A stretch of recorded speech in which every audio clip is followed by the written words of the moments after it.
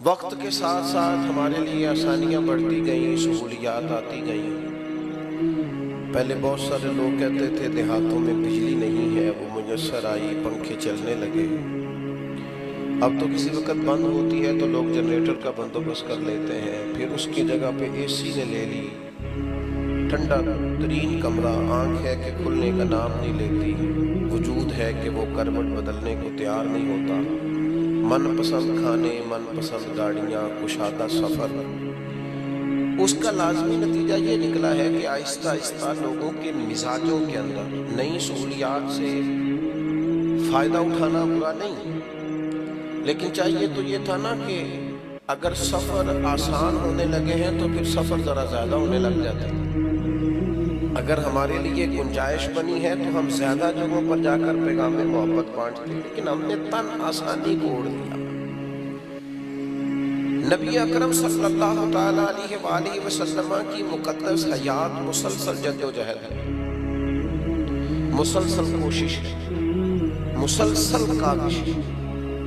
رسول پاک علیہ الصلوۃ والسلام کی زندگی وداعیا الی اللہ باذنہ وسراجا منیرا، حضور داعی الی اللہ، ہر وقت لوگوں کو پیغام حق دے رہے ہیں، پیغام دین سنا رہے ہیں۔ ہر وقت فکر ہے محبوب کو کہ لوگ جلد از جلد اپنے دل بدل لیں، ایمان پکے کر لیں، سچائی، دیانت، امانت داری، وعدے کی پابندی، رزق حلال ہو، زبان اچھی ہو، اخلاق بہتر ہو، کردار سازی ہو، امت میں پاک پن ہو۔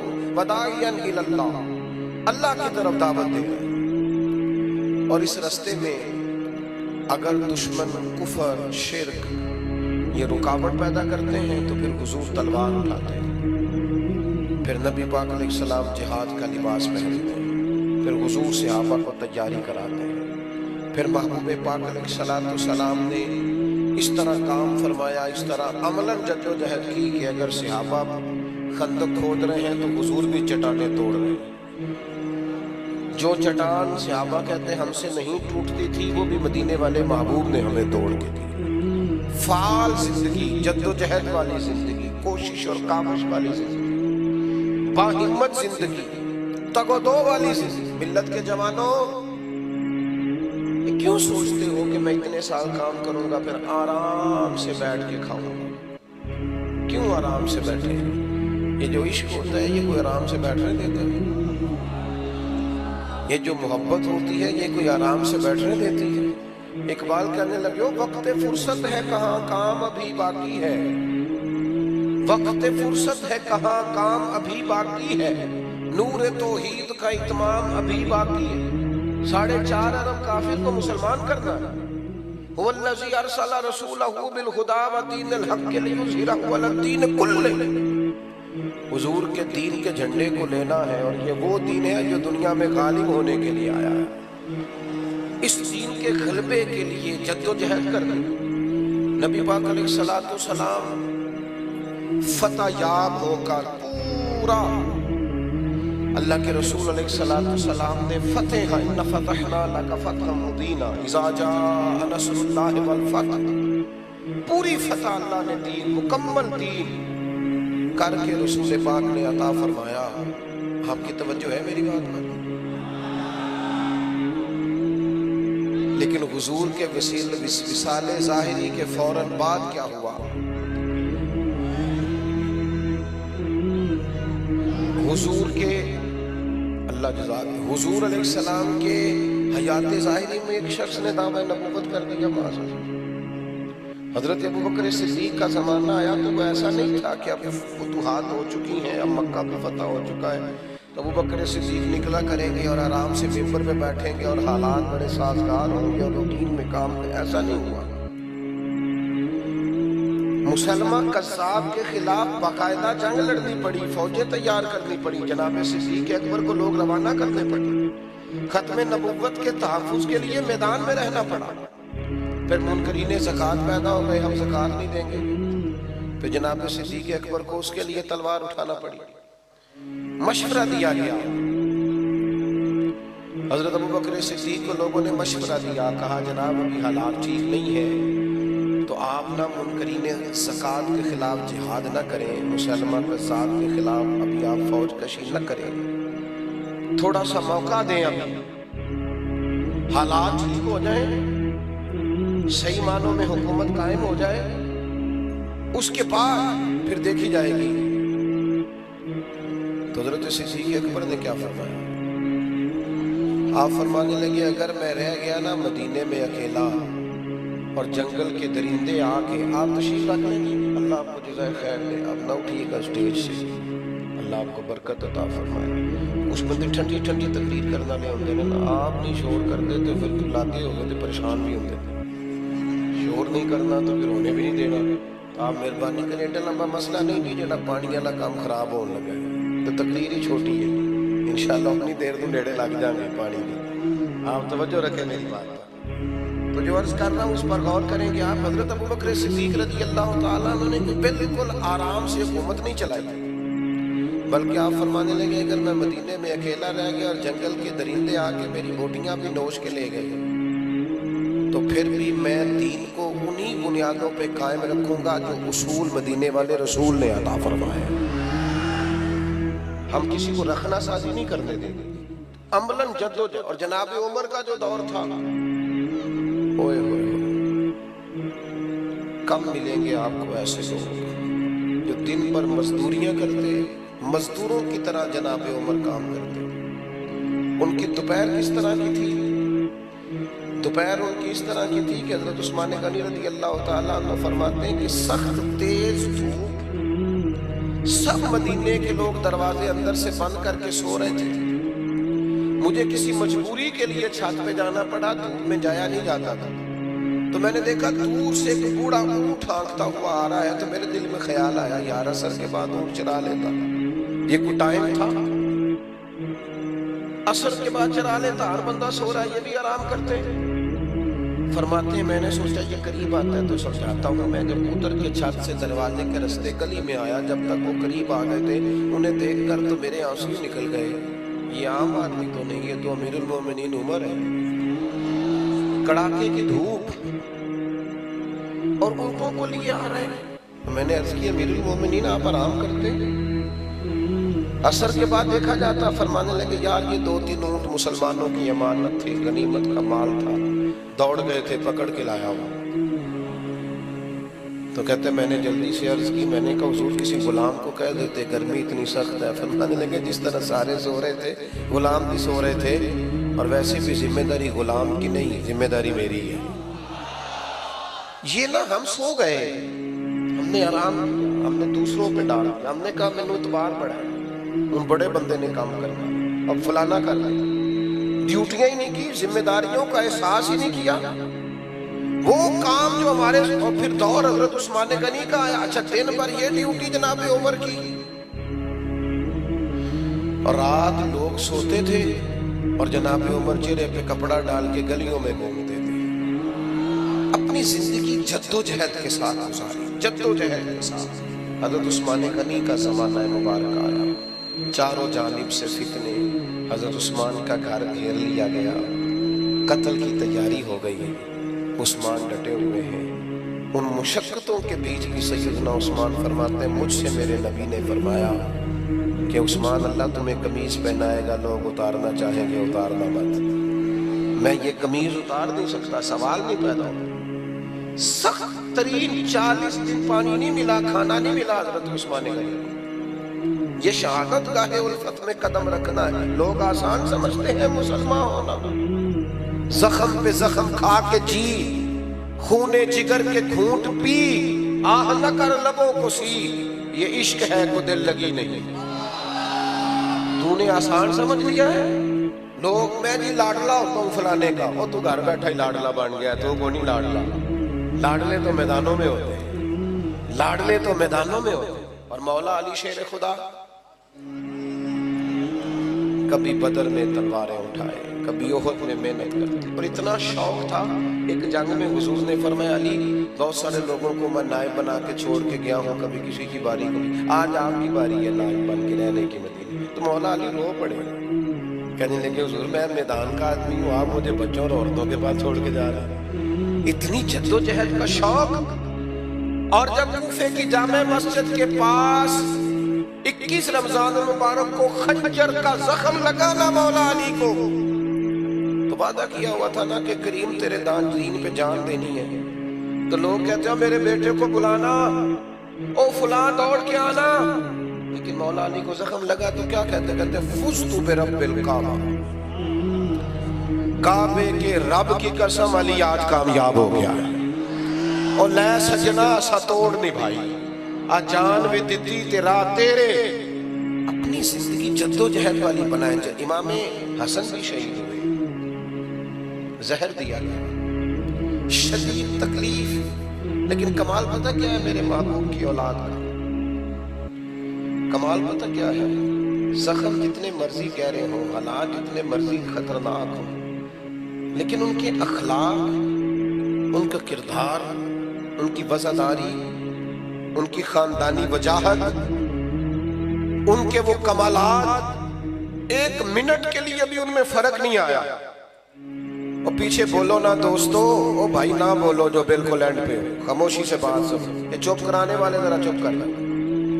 دوستو وفاداری میں فرق نہیں کسی قسم کا، زخم آ گیا ہے، زہر دیا گیا ہے، وجود اندر سے کٹ رہا ہے، تکلیف شدید ہے، تو امام حسین تشریف لے گئے، کہنے لگے بھائی جان آپ کو کس نے زہر دیا ہے کچھ بتائیں، تکلیف سے پوچھتے، درد سے۔ امام حسین رو رہے ہیں تو امام حسن فرمانے لگے حسین میں نہیں بتاتا تجھے، کہ نہیں بتائیں نا۔ آپ فرمانے لگے اگر تو وہ نہیں ہے جس پر مجھے شک ہے تو پھر میں کسی بے گناہ کا نام تمہیں نہیں بتاؤں گا، تو اگر وہی ہے جس پر مجھے شک ہے تو پھر بھی اللہ تم سے بہتر انتقام لینے والا ہے۔ میں نے اپنا فیصلہ اپنے رب کی عدالت میں چھوڑا۔ وفاداری، درگزر، باہمت زندگی، ہم پتہ نہیں کیوں اتنی جلدی تھک گئے۔ میری ملت کے جوان آرام کر رہے ہیں، موبائل لے کے صوفے پہ لیٹے ہوئے، کتنے گھنٹے گزر گئے۔ ابا جی کا پانی کا گلاس مانگتے ہیں تو بھی ان کا دل کرتا ہے کوئی اور ہی دے دے، کیونکہ وہ تو بڑے محب ہیں۔ اس طرح زندگی میں آپ کچھ نہیں کر سکیں گے، باصلاحیت ہونے کے باوجود کچھ نہیں کر سکیں گے، آپ اچھی ڈگری رکھنے کے باوجود کچھ نہیں کر سکیں گے۔ باری آئی امام حسین کی۔ آج بڑے سارے لوگ ہیں وہ ہمیں بھی مشورہ دیتے ہیں، وہ کہتے ہیں جناب کمال بات ہے، صبح کسی شہر میں، دوپہر کسی شہر میں، شام کسی شہر میں، اور اتنی مشقتیں اور اتنی جدوجہد، آپ کے تو جمعے میں بھی ہزاروں لوگ آ جاتے ہیں، تو ٹھیک نہیں۔ میں نے ان سے کہا یار کچھ مزے بھی ہوتے ہیں نا تکلیف کے۔ عدم سے لائی ہے ہستی میں آرزو رسول، دیکھو نا کہاں کہاں لیے پھرتی ہے جستجو رسول۔ یہ بھی تو ایک ذائقہ ہے نا، کبھی اس کے نام پہ کچھ مشقت بھی تو آیا، کبھی انسان کو محسوس بھی تو ہو۔ پھر لوگ کہتے ہیں سیاست کی بات نہ کریں، سیدھے سیدھے رہیں۔ اوہ سیاست کی بات کرنے سے لوگ سمجھتے ہیں موجودہ سیاست کے جو حالات ہیں اس دور میں سیاست میں ملوث ہونے کے ہم قائل نہیں، پر سیاست کا پتہ پورا ہے، کیونکہ سیاست دین سے الگ ہے کوئی نہیں۔ جدا ہو دین سیاست سے تو رہ جاتی ہے چنگیزی۔ امام علی مقام کو بھی مشورہ دیا گیا کہ مسجد نبوی شریف آپ کے پاس ہے، محبوب کے مقدس روزہ آپ کے پاس ہے، آپ یہاں تشریف رکھیں، آپ یہاں بیٹھیں، لیکن امام علی مقام نے فرمایا دین کی حدود پامال ہوتی ہو اور میں بیٹھا رہوں۔ پہلے سفر کی مشقت، پھر وطن چھوڑنا پڑا، پھر امام علی مقام کو کھانا اور پانی بند کر دیا گیا، پھر امام حسین رضی اللہ تعالیٰ عنہ کے سامنے ان کے شہزادے شہید ہوئے۔ ہمارے ہاں غریب آدمی کمزوروں کی طرح روتا ہے، ہم رو کے اپنے آپ کو بزدل بنا لیتے ہیں، ہم جو بات کرتے ہیں منت کے انداز میں کرتے ہیں۔ کمزور نہیں کر دیتی اولاد آدمی کو؟ انسان بڑی جگہ پہ اپنے بچوں کے نام پر بلیک میل نہیں ہو جاتا، لیکن اپنے بچوں کی مقدس لاشوں کو اٹھا کے خیمے میں رکھ کے سیدہ کے بیٹے نے امامہ باندھا، تلوار لہرائی، گھوڑے پہ بیٹھے اللہ اکبر کا نعرہ لگایا اور میدان میں آ کر خطبہ دیا، اور چمکتی پیشانی اور چھلکتا نور اور آفتاب سے روشن آنکھیں اور چاند سے زیادہ چمکدار چہرہ، اور جبہ وہ جو شیر خدا پہنا کرتے تھے، اور امامہ وہ جو کریم محبوب سے انہیں نسل در نسل تحفے میں ملا تھا، اور ذوالفقار حیدری حسین ابن علی جب میدان میں آئے ہیں تو اللہ اکبر، زخم اس سے پہلے بڑے تھے، میدان میں تو بعد میں لگے، اس سے پہلے جو زخم تھے وہ روح پہ تھے، وہ دل پہ تھے، وہ مدینے سے جدائی کا زخم، وہ والدہ کی قبر سے آ جانے کا زخم، نانا کریم کے مزار سے آ جانے کا زخم، بچوں کا زخم، اور خواتین پردہ دار خواتین کی پریشانی، ساری چیزیں، لیکن انہیں پتا تھا دین نام ہی اسی چیز کا ہے۔ وَلَنَبْلُوَنَّكُمْ بِشَيْءٍ مِّنَ الْخَوْفِ وَالْجُوعِ وَنَقْصٍ مِّنَ الْأَمْوَالِ وَالْأَنفُسِ وَالثَّمَرَاتِ وَبَشِّرِ الصَّابِرِينَ۔ دین نام ہی اس چیز کا ہے کہ تمہیں جدوجہد کرنی ہے، تمہیں محنت کرنی ہے، تمہیں میدان میں رہنا ہے، تمہیں دکھ اٹھانے۔ حضرت ابراہیم خلیل اللہ ہے، وَاتَّخَذَ اللَّهُ إِبْرَاهِيمَ خَلِيلًا، لیکن وہ جس طرح ہمارے ہاں بہت سارے لوگ لاڈلے بن گئے ہیں نا، خطیب کی تقریر سنو تو 2 منٹ لگتے ہیں جنت میں جانے میں، اور نعت خواں تو زیادہ جلدی لے جاتے ہیں، ان کی تو بالکل نیڑے ہے۔ اور آج کل چونکہ نقیب، پہلے خطیب پاکستان ہوتے تھے، اب نقیب پاکستان بھی ہوتے ہیں، تو ان کی اگر آپ بات سنیں تو وہ تو کہتے ہیں میرا وجدان کہتا ہے۔ وہ تیرا وجدان کی ہوتا ہے؟ میرا ذوق کہتا ہے، تیرا ذوق کیا ہوتا ہے؟ تو اللہ رسول کی بات کر، دین ذوق کا پابند نہیں، دین کتاب و سنت کا پابند ہے۔ تیرا ذوق کہتا ہے تو تفصیلیوں کی بات کر دے، لافظیوں خارجیوں کی کر دے، تیرا ذوق کہتا ہے جے مالا دا، دین عقیدہ اور نظریہ کتاب و سنت کے پابند ہے، یاد رکھنا۔ وہ بس جی وہ چھوڑے جی۔ ایک جگہ میں بھی تھا تو کہنے لگے تو اور کیڑی جنت دیاں کرنے گلا، شعر سن رہے تھے تو میں نے روک دیا، میں نے اسے کہا اس سے جنت دیاں جنیاں اللہ نہیں جنت دیاں گلا کیتیاں قرآن پاک سے، وہ جنیاں گلا نبی پاک نہیں کیتیاں، پورا باب ہے حدیث پاک سے، جنت دا باب پورا، وہ دیاں جنت دیاں گلا سے ذکر کرے، مزاق بنایا ہوا۔ اپنی زندگی جد و جہد والی بناؤ۔ نوجوانوں زندگی میں طے کر لو ہم نے نوکری کرنی، پہلے ماں باپ کی کرنی، پھر بہن بھائیوں کی کرنی، پھر محلے دار دوست احباب جس کو ضرورت پڑی ہم اپنی خدمات پیش کریں گے، بال بچوں کی کریں گے، ڈیوٹیاں کریں گے، خدمات کریں گے، آگے بڑھیں گے، دین کے لیے نکلیں گے۔ زندگی، میرے اصحاب رحمت اللہ علیہ فرمایا کرتے، اور زمین کے اوپر کام، نیچے جا کے آرام، جاگنا ہے جاگ لے افلاک کے سائے تلے، پھر حشر تک سوتا رہے گا خاک کے سائے تلے۔ مرنے سے لے کر قیامت تک سونا ہی سونا ہے نا، تو سونا راج کے سونا، اور انشاءاللہ بڑی سونی جگہ ملے گی سرکار کے صدقے۔ مومن کی جنت، مومن کی قبر جنت کے باغوں میں سے باغ ہے، یہاں اگر محنت کرو گے، تقوی اختیار کرو گے تو جنت کا باغ، اور باغ بھی وہ جس میں آنکھ کھلے گی تو پیالی زیارت ہی مدینے والے رسول کی نصیب ہو۔ آج پھولے نہ سمائیں گے کفن میں آسی، قبر کی رات ہے ان سے ملاقات کی رات، تو جد و جہد، جد و جہد، آج کی رات کا، کل کے دن کا، پرسوں کی شب کا، پرسوں کے دن کا پیغام جد و جہد، عملاً جد و۔ اور یہ اور ایک اور بات امام حسین نے ہمیں جو سبق دیا، سویرے نتیجہ نہ مانگ لینا، محنت کرنا۔ کچھ لوگوں کو اگلے دن صبح سویرے رزلٹ بھی چاہیے، ہمارے جوان کہتے ہیں 12 سال سے کام کر رہا ہوں، تو میں کہتا ہوں بس میں اتنی دیر سے بس بھائی میں 6 ماہ سے آ رہا ہوں، بس اتنی جلدی۔ امام حسین رضی اللہ تعالیٰ عنہ خاندان سمیت شہید ہو گئے، پر یزید 4.5 سال حکومت پھر بھی کر گیا، 4 سے 4.5 سال یزید پھر بھی حکمران رہا، سویرے تختہ نہیں الٹ گیا۔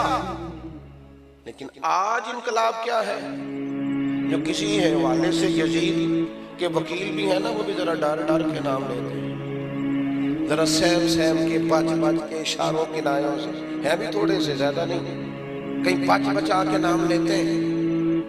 اور بابا جی سے پوچھنا عمر کتنی ہے، کہتے 60 سال، تو نام کیا کہتے غلام صاحب، رکھیا کنے، کہتے دادا جی نے۔ اس کا مطلب ہے 100 سال پہلے کے بابے بھی کہتے تھے آج پوتا ہوا ہے لیکن ہونا حسین کا غلام چاہیے، ہونا حسن کا غلام، حسن غلام حسین۔ یہ مزاج تھا نہ زیاد کا وہ ستم رہا، نہ یزید کی وہ جفا رہی، جو رہا تو نام حسین کا جسے زندہ رکھتی ہے کربلا۔ اور انسان کو بیدار تو ہو لینے دو۔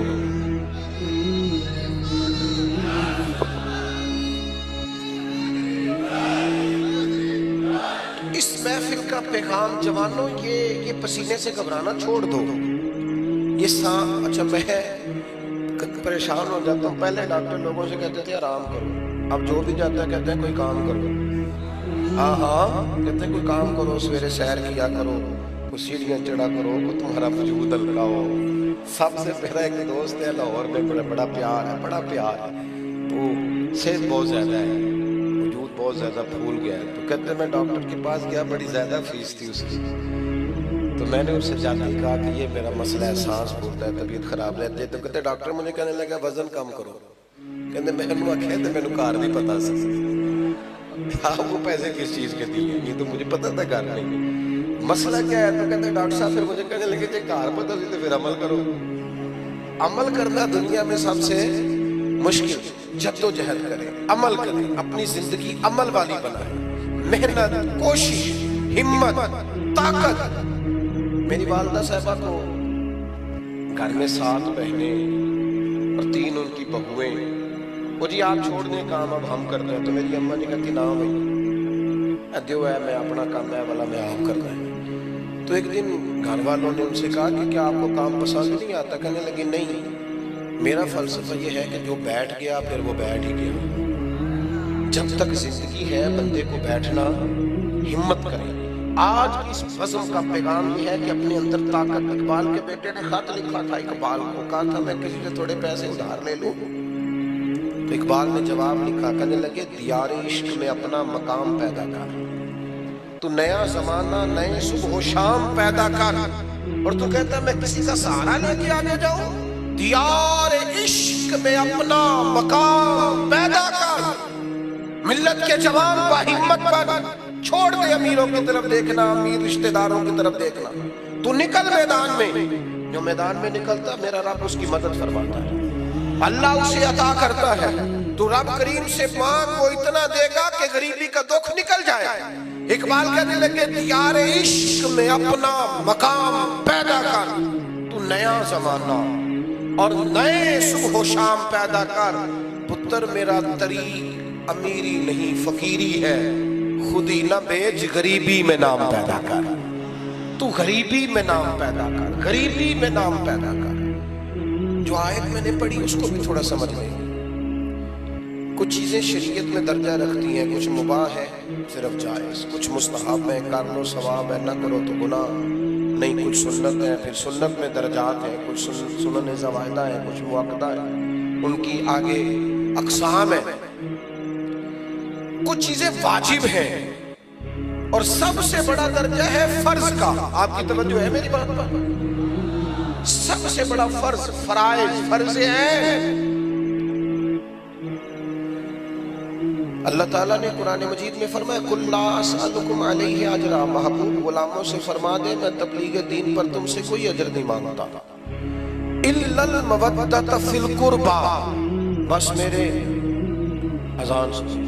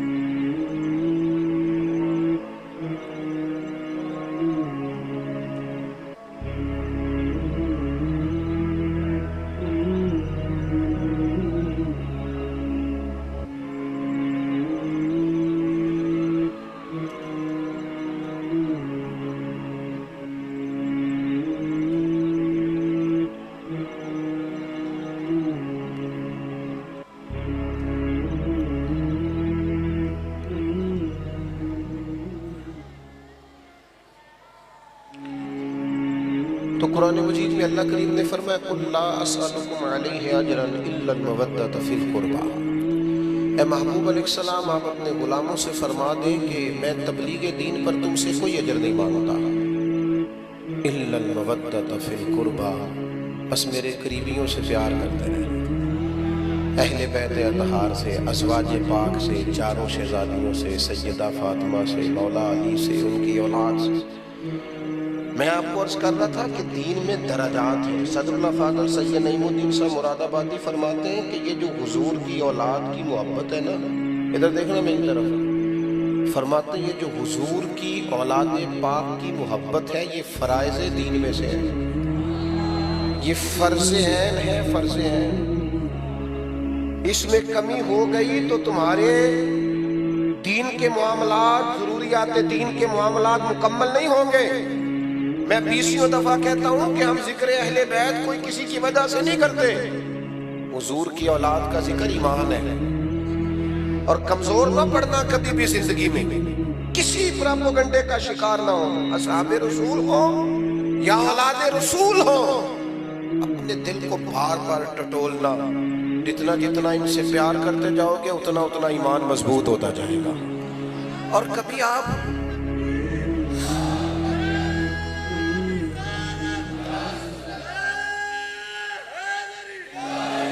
کبھی حضور کا وہ سمجھانا دیکھیں نا، سرکار کا وہ سمجھانا دیکھیں نا، حضور نے کس طرح، جو بہت باشعور آدمی ہے نا، جو چاہتا ہے نا میں بڑے عقلِ دلائل سے سمجھنا چاہتا ہوں، میں شعوری بات سمجھنا چاہتا ہوں، وہ بھی حضور کے اس فرمان پر کبھی غور کرے نا، تو وہ ساری باتیں جن کے پیچھے فلسفہ، حکمت، دانائی سمجھائی جا سکتی ہیں، وہ 2 جملوں میں حضور نے ساری باتیں سمیٹ دی۔ اللہ کے محبوب علیہ السلام فرمانے لگے اللہ سے محبت کرو کیونکہ وہ تمہیں رزق دیتا ہے، اور مجھ سے محبت کرو کیونکہ میں اس کا رسول بن کے آیا ہوں، اور فرمایا میرے اہل بیت سے پیار کرو کیونکہ وہ میری اولاد ہے۔ ہمارے جو اساتذہ کی اولادیں ہوتی ہیں نا، ہم ان کا بھی احترام کرتے ہیں، مشائخ کے بچوں کا بھی احترام کرتے ہیں۔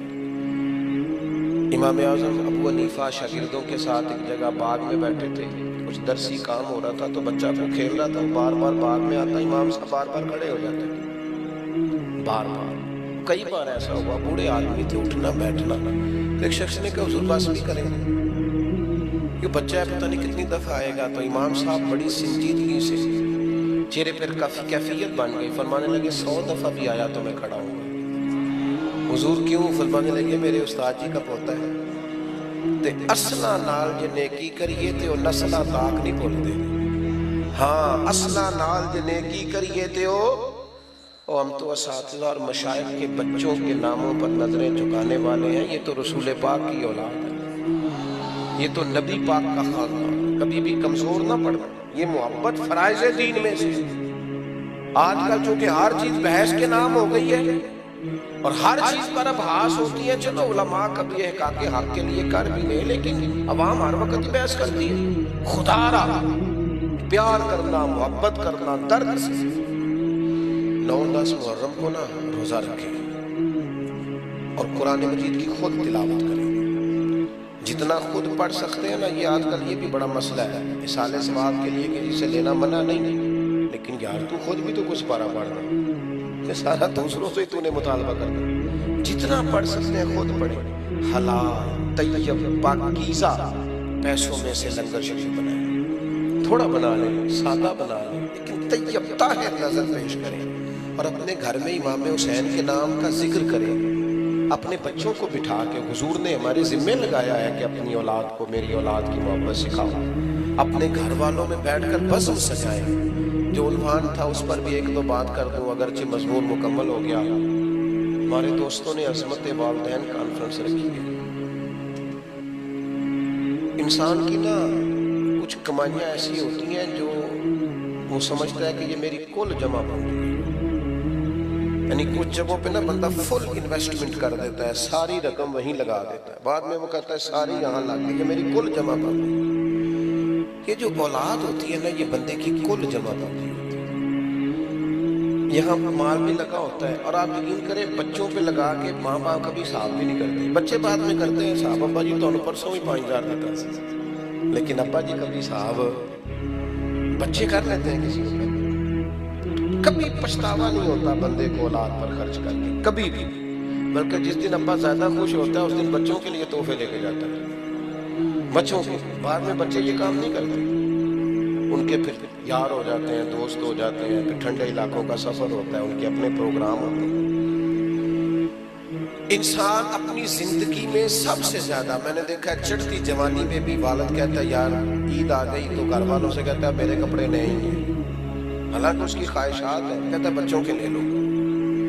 پردیس میں 30 سال باپ چلا جاتا ہے، کمبل نہیں بدلتے لوگ، جو جاتے ہی خریدا ہوتا ہے واپس آنے تک وہی ہوتا ہے، 30 سال ہو گئے کمبل نہیں بدلا، اور پیچھے کئی دفعہ گھر مرمت ہوا، وسیع ہوا، نیا بنا۔ سب سے زیادہ انویسٹمنٹ بندہ اولاد پہ کرتا ہے۔ مجھے سچ بتانا، بندے کی اگر وہ کمائی ضائع ہو جائے جس پر اس نے سب سے زیادہ خرچ کیا ہو تو کتنی کو تکلیف ہوتی ہے۔ آپ کی توجہ ہے میری بات پر؟ اگر اولاد پر انسان سب سے زیادہ خرچ کرے اور اولاد ہی نافرمانی کرے، قرآن مجید نے کہا وَبِالْوَالِدَيْنِ احسانا، اپنے والدین کے ساتھ احسان کرو۔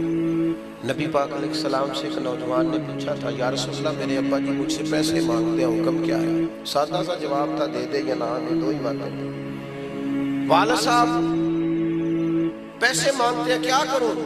سادی سی بات تھی نا، دے دے یا نہ دے۔ تو حضور نے جو جواب دیا اس نے سارا مضمون مکمل کر دیا۔